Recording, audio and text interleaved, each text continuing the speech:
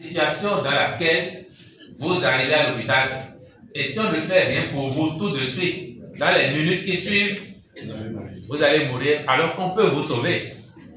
On peut objectivement vous sauver.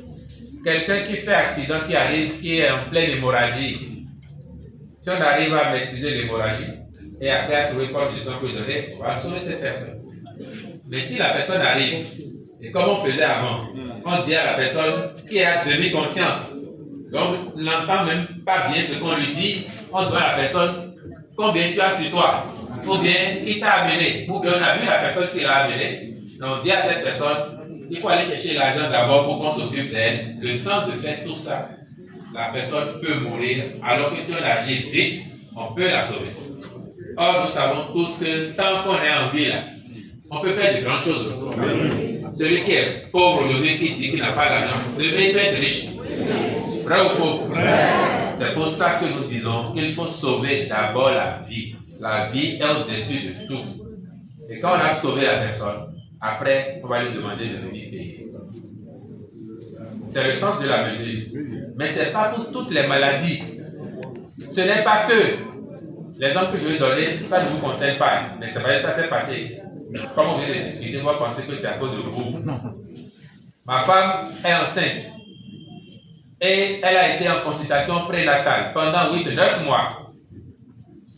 Et la grossesse n'est pas une maladie. La plupart des grossesses se passent bien. Il y a quelques cas compliqués et parfois ça vire à l'urgence vitale. Donc si ma femme est enceinte et que je l'ai fait suivre normalement, la veille de le jour, elle entre en travail, je ne l'amène pas à l'hôpital pour dire le gouvernement a dit que c'est gratuit, il faut.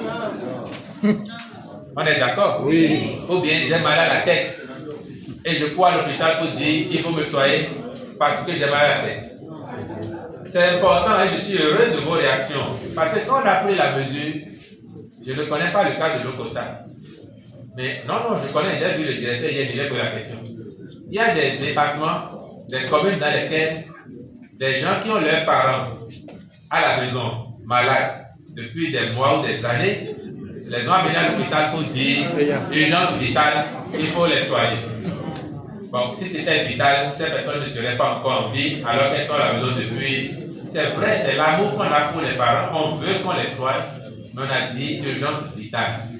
Et une fois qu'on a soigné, il faut ensuite que les bénéficiaires des soins aillent payer. On est d'accord? Oui. Quand on a eu les soins, qu'on nous a sauvés, il faut aller payer.